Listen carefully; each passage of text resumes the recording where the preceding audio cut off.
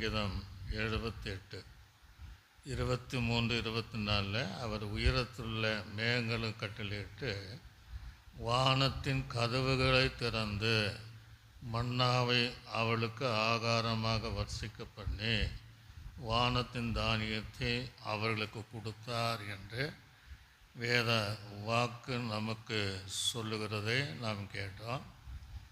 வனாந்தரங்களில் நாம் எந்த செழிப்பையும் எந்தவித ஆசீர்வாதத்தை நம்ம பார்க்கவே முடியாது. வனாந்தரம் என்றால் ஓநாய்கள், நரிகள், மிருகங்கள் சஞ்சரிக்கக்கூடிய இடம்தான். இன்னும் வனாந்தரம் என்றால் அது ஒரு தனிமையான இடம்தான். தண்ணியற்ற இடமானாலும் உதவியற்ற இடமானாலும் இஸ்ரவேல் ஜனங்களுக்கு கர்த்தர் வானத்தின் கதவுகளை திறந்தார். வானத்தின் கதவுகளை திறந்து 40 வருஷங்கள் அந்த மன்னாவினாலே இஸ்ரவேல் ஜனங்களை கர்த்தர் போஷித்தார். இன்றைக்கு உங்களுடைய தேவைக்காக எங்கெல்லாம் போய் நீங்கள் என்ன செய்கிறீங்க? மனிதனுடைய வீட்டை தேடி கதவை தட்டி கொண்டு இருக்கிறீங்க.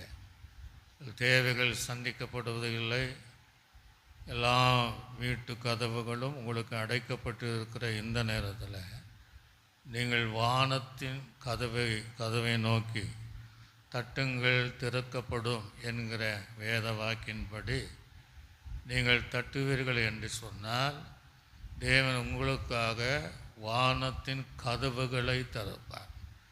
எதற்காக திறப்பார்? உங்களை போஷிப்பதற்காக, உங்களை பராமரிப்பதற்காக, அன்றாட உங்களுடைய அனைத்து தேவைகளுக்காக வானத்தின் கதவுகளை திறந்து இந்த பூமியிலே நீங்கள் வாழ்வதற்கு தேவையான அப்பத்தையும் தேவையான சகல வசதிகளை தருவதற்காக இன்றைக்கு அந்த வானத்தின் கதவுகளை கர்த்தர் உங்களுக்காக திறக்க விரும்புகிறார்.